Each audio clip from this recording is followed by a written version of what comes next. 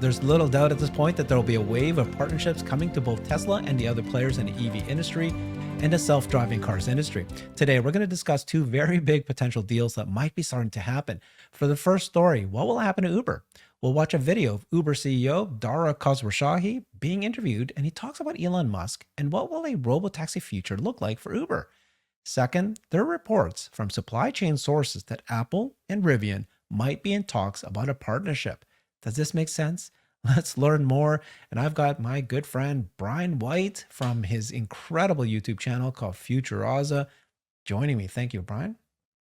There's a lot going on with Apple and Rivian, and I think some of the analysts out there who've been trying to cover it have just been scratching the surface. So it's exciting to have an opportunity to go a little bit deeper. Yeah, this is just, I think I use the word tsunami because I'm expecting like many of these. We're now getting to the end stage. You're going to see partnerships with licensing partnership with Tesla. That's going to happen. Chinese car companies, other auto car companies, other partnerships like this. And then you'll see partnerships with the other partners. They need to consolidate or this is existential for them. Let's watch Uber first. This is something that we've all been waiting for, is trying to understand what's going to happen with Uber. And so this is, Uber CEO. He was interviewed on CNBC. I would never underestimate Elon Musk and Tesla. They're clearly the leaders in EVs. So he knows that. I wonder if you think that he's already in talks, has been in talks. Do you think it's going to happen? Let's watch this video first. Been any shift in your mind about robotaxis? There was a period of time we used to talk about robotaxis probably every quarter. The state of robotaxis, where are they? And then we effectively stopped. You stopped that investment as well. Now we're starting to hear, and Elon Musk has sort of been in the background on this, but now he's very vocal about turning Tesla into a robotaxi company, and we're starting to see more technology that seems to actually be working. Do you have a different sort of view about this now?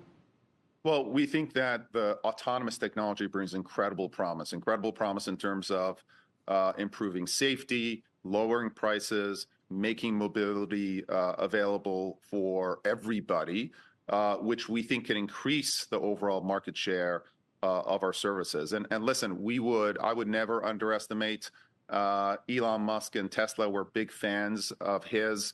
They're clearly the leaders in EVs, and we have a lot of Teslas in our marketplace. At the same time, I wouldn't underestimate what we bring to the table in terms of the Uber brand. We're Verb in terms of our matching, pricing, routing technology, our payments, fraud, identity, safety technologies as well. And so as a result, we think we're in a great position to work with any and all AV manufacturers as the technology develops safely, including Tesla, by the way, because what we can bring with this network is higher utilization of AV assets, and we think that's do you see a sea change? I mean, there are people in the tech world who think that the new Tesla FSD, which is the full self-driving, which is now running off of AI, it's really the major shift in this, that there was a step change in what it's capable of doing, and that we now might be actually dramatically closer than we were a year or 2 or 3 ago. I think the early promise that we see with newer AI models and imitation learnings, what we call internally AV 2.0, is very exciting. Now, remember, AV had very strong early promise as well. So early promise hopefully will result in faster development, and we'll see how that develops. And again, because of the demand that we bring, we can drive enormous demand to this promising technology. If it develops, we think it'll be a huge positive. It also allows a lot of smaller players to develop this technology. Just like you saw kind of in the early days, LLMs, they're all a bunch of big players, et cetera. You saw kind of open source, smaller models come in. We think the same could be true of the imitation learning models that we're seeing in the market. So it's pretty promising. We'll see how it turns out. We're going to be a player in the space. Great to hear his opinion, right? We finally, it's for me anyways, I haven't seen what he was thinking about this whole thing. Elon Musk has clearly said that Tesla will need shepherds, these fleet managers that will take care of the cleaning and management. But do you think that they'll need to partner with Uber? Do you think they've already had these conversations? Do you think that they actually need the data that they talked about? somebody I was talking to before, who actually just last night, who's actually an Uber driver, but very, very connected, very smart. He was saying that Tesla does not have that last mile, that last little bit of 100 meters where, let's say, drop me off my house. It doesn't know where to actually stop, which is the front of my house. Somehow, apparently, Uber has that data, like things like that. What's your thinking? Last night, I allowed the car to drive me home, and it was a quiet. There was no one around, so we're sitting. Me and my family are in the car, and it got near my house, and it decided, you know what, I'm going to take the alley instead. And I thought that was very strange. And it gets the alley, and it hesitates because it's very dark and narrow, and it goes ahead and it drives into the alley, and it drives past my house, and it loops the block and does it again. So that was hilarious. I think that's something that can easily be fixed with just a thing on the screen, just a pop up that says, please say where you want me to drop you off. That could be done. In terms of your own home, you could just drop a pin on the map that says, this is my driveway. I'm not worried about the last mile. In terms of, does Tesla need Uber? No. Does Uber need Tesla? Well, if they're the first to market with this, then yes, they absolutely do. Because, if you can't beat them, join them. And Uber can't beat them. As you recall, Uber spent billions trying to launch their own self-driving technology and hit local maximums like everyone has. Uber, Lyft, everybody thought this would be solved by 2020. Everybody was wrong. Everybody underestimated just how long the long tail of exceptions can be. And it's something where if you tried to code in every exception, there will always be more exceptions. So the neural nets was what was needed. Does Uber have a data moat, a brand moat? In many ways, Uber has a negative brand value. I don't look at Uber and say, this is the best. If I had a choice between taxis and Uber, I'd pick Uber every time.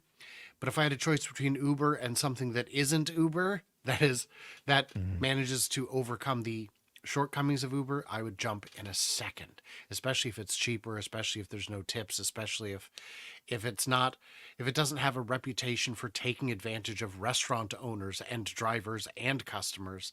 And I know he said that they spend a lot of effort protecting their customers, but I would disagree with that. I would not necessarily find that to be as universally true as he's suggesting. So is it critical?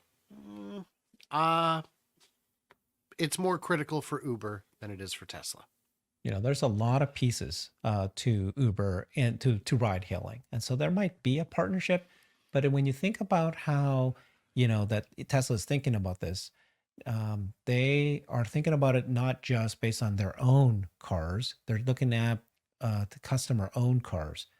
So maybe, like, I guess now I'm wondering if that's actually a thing that Uber fits their model, right? Which is, the drivers own the cars. Or is it something that, it's not going to be the same thing, where Tesla is going to be the one to manage, putting you into their network. I guess you can do both. Well, But yes, and I'm hearing more and more people saying that Uber partnership is something that they expect to happen.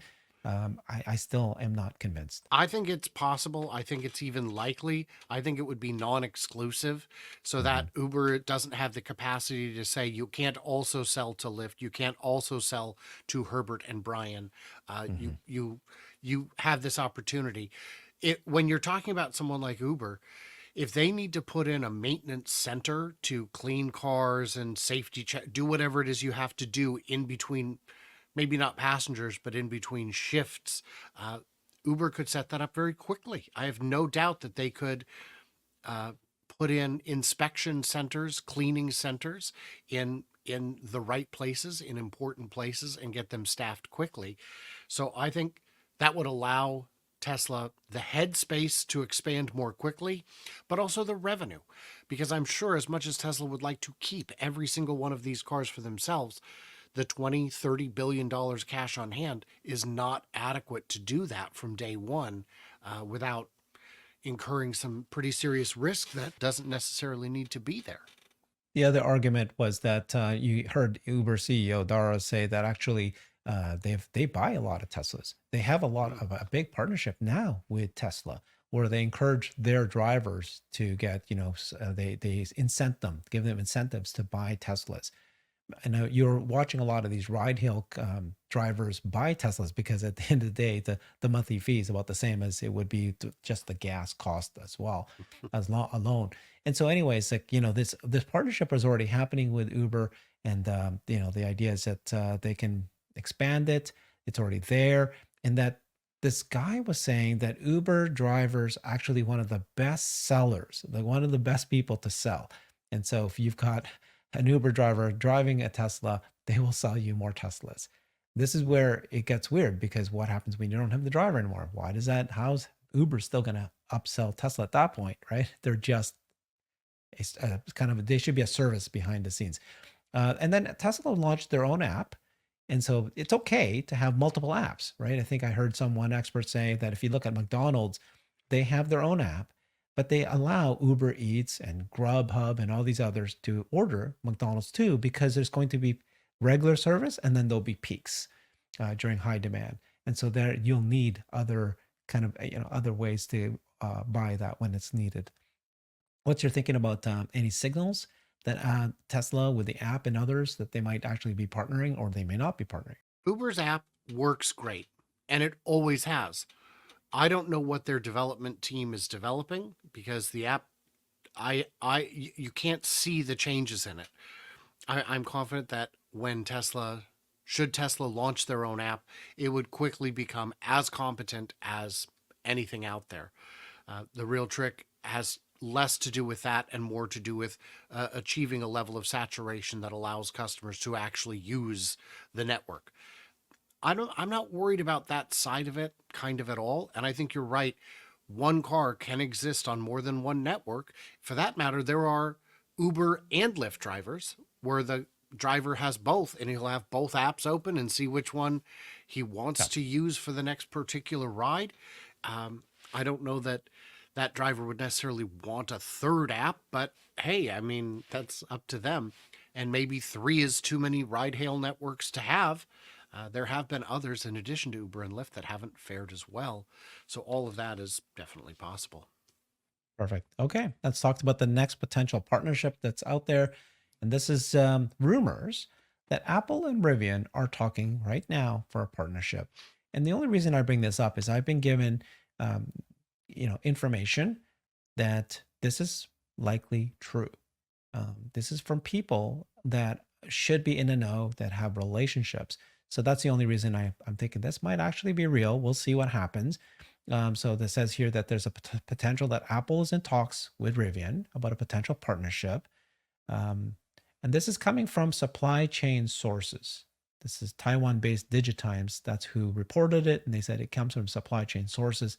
It's unclear what any such alliance would entail. Apple canceled its Project Titan Apple car in late February. It's unclear if there are actual talks, even if true talks need to amount to anything. So let's go ahead and watch this video of CNBC talking about it. I'll warn the audience right now that there's a lot of what these guys are saying that aren't true. We'll point them out, and you guys can decide if you think what they're saying is real or not real, true or not true. Also the car. Alex, stay right there because we have another report surrounding a partnership, this time between Apple and Rivian. And Phil LeBeau is here on set with us to maybe talk about some of those details. Well, this came out of Digitimes, out of Asia, said there was talk about a potential partnership. Immediately, Steve Kovac with Apple and me with Rivian, we started running this up the tree. Didn't get any take at all. No take at all. So I don't put any credence to this, but it does raise the question, is Apple completely done when it comes to the auto companies? Remember, they have essentially shut down Project Titan, so they're not going to plan on building a car. Adam Jonas with Morgan Stanley brings up a great point in a note that he put out today, and he essentially says this. He says, although Apple has confirmed it has nixed its Apple car project, Project Titan, it does not mean there may not be any number of areas where Apple's broader AI efforts could encompass the automotive value chain. Is it possible that somebody at Rivian in Asia is having a conversation with somebody at Apple? You bet. I would hope they're doing that. That's what auto companies are doing with tech companies every single day. So This report by itself, no reason for the stocks to move higher, though you can bet that when Rivian reports its results after the bell and during the analyst call, RJ Scringe is going to get this question. I was going to say for Rivian's case as well, weren't they the one who had the Ford investment that kind of went sour? Correct. So I can't imagine they're overeager to go partner with another major company. And guess who owns a big chunk of Rivian? Amazon. Oh, right. It's not like these guys are, out in the wilderness of Illinois and they're not interacting with tech companies. They are. So it's just that this report started moving the stocks before the market today.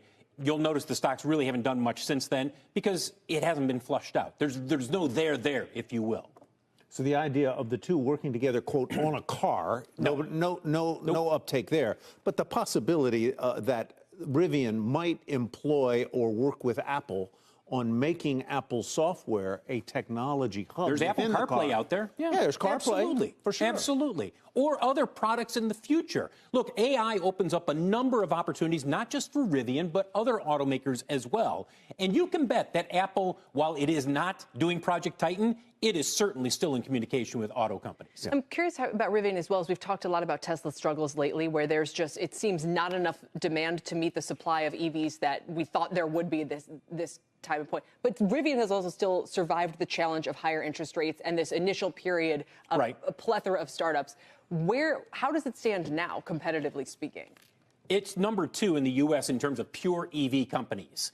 The question becomes, will they have to raise capital between now and when the next product, the R2, comes out, which they're going to build in Illinois? And that's not coming out until well into 26. Probably start production late 25, early 26. Then you start looking at, okay, do you have the capital needed? They've already said they're not going to build the plant in Georgia for now. Eventually, they plan to. That's where the R2 was going to be built. So it's about cash preservation and getting through this period where demand is just not as strong as many people initially thought it would be.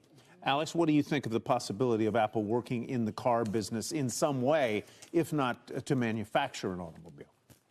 Yeah, I think that their Project Titan, right, the self-driving program that they had, if it was worth anything, it would have been sold already. I think it was worth so little that they just decided to shut it down and cut ties with it. Now, I could see Rivian seeing the improvements that Tesla's made in its full self-driving and getting on the phone with Apple and being like, hey, Apple, that self-driving thing, is that working anymore? And Apple being like, well, let's have a conversation about it. And that, to me, is as far as this probably got. Now, I do think that Apple and Rivian could combine into like pretty impressive partnership if Apple's CarPlay is more deeply integrated into Rivian cars. And by the way, there's been all this rumors about maybe Apple one day could have, had a conversation with Elon Musk about acquiring Tesla, and it never did. Is Rivian a target for Apple in the future with all that cash it has and its need for growth? I think that's something to keep thinking about. Okay, so there's quite a number of things there. Some of the things they said sounds right, and some of the things they said is kind of sketchy. Let's listen to this. Jeff Lutz replied to that video, and he said the commentary here is laughable and ignorant at a minimum. Tesla has demand issues, and Rivian doesn't. Rivian calling Apple for FSD tech. Rivian is number 2 in the U.S., but he didn't mention that they're losing $39,000 per vehicle sold. So what's your thoughts on what you saw there, Brian? There was plenty of little things to criticize, but what you can't criticize is just how loud Phil actually can get. There is Apple still in the He is. Is Apple still in the automotive game? Absolutely. CarPlay is a real thing. And they will want to get that into more vehicles. They want to make that better. They want to make it easier. They want to make it more profitable. And there's going to be new technologies that we don't know about yet that are definitely under development. Saying that Titan has no value whatsoever and that's why they didn't sell it misunderstands everything. It's likely that it has tremendous value, but that the cost to get it to completion is just not worth it with what we know today. And they don't want to give out any secret sauce. There's a lot of inner workings of Apple in that project that I assume they do not wish to share. And the parts that are the best about it would require Apple to also give up people, the people who know how it actually works. And that doesn't make any sense. They wouldn't do that. So what could a Rivian partnership look like? Well, Rivian is they don't have the money or the talent to build their own FSD system, but they've got the cameras, they've got the sensors, they've got the internet connection. If only there was someone who would be interested in purchasing that data to develop an FSD system, someone who'd already been working on an FSD system. To me, that is the logical partnership, is just give us the data, and when it works, we'll give you the FSD. I love it. Yeah, that makes sense. So let's break this down a little bit, right? I mean, it doesn't matter if Apple and Rivian partner, they don't have FSD. They don't have an autonomy play, regardless. Apple does not have this.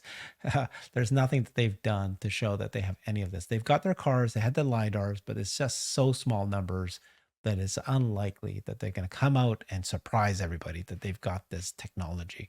And that's why they shut down Project Titan. And it could be, though, that they could buy Rivian. I think Rivian's only $10 billion. Apple, spent $10 billion on this already. Maybe they'll go, I'll just buy Rivian. Now, they don't usually buy companies. They don't like to do this kind of, especially that big of a number. But if they do, then they'll need to partner with Tesla anyways.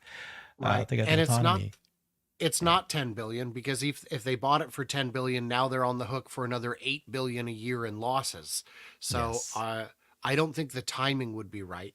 The market cap is, it's right at 10 billion today. And worth noting that despite the not great earnings call, they're still up 6.5% on the week as of recording this, with a bounce back from after the earnings call. So there's going to be some opportunities here. Okay. Well, this is fun. I mean, again, we don't know if this is real. This is all just conjecture. Just, like he said. I mean, that's the one part he said is right. This conversation is happening all the time. There's nothing here that we know for sure is going to happen. It's Something fun to is talk real. about. Yeah, something is real. Something is going on. It could be big. It could be small. Yeah. Okay. So we talked about Uber, and they're thinking what they might have to do. Then you've got, Apple and Rivian. Everybody's starting to wonder what's going to happen. It's going to happen very soon. We're going to see if robotaxi is real, how soon we're talking about. What's your current estimate right now?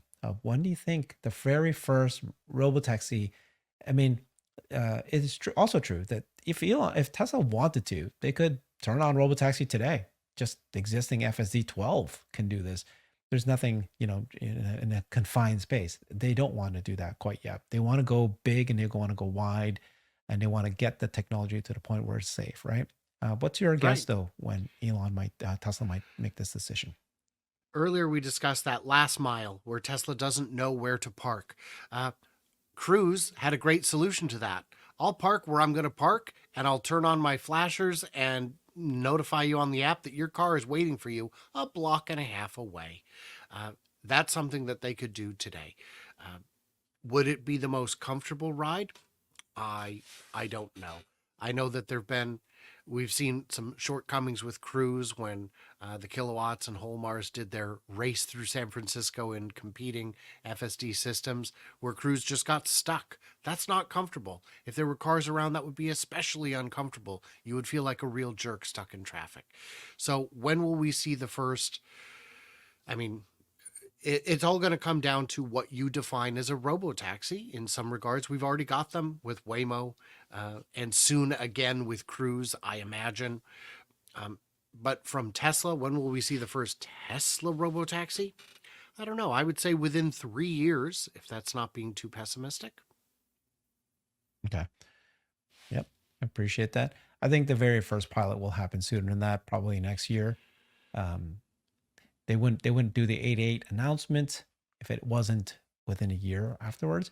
And it could just be a small pilot. And I fully expect that Tesla will do what Cruise and Waymo is doing with the tele-operation, meaning let it go, but then there's somebody there watching in case it gets in trouble. It'll take over.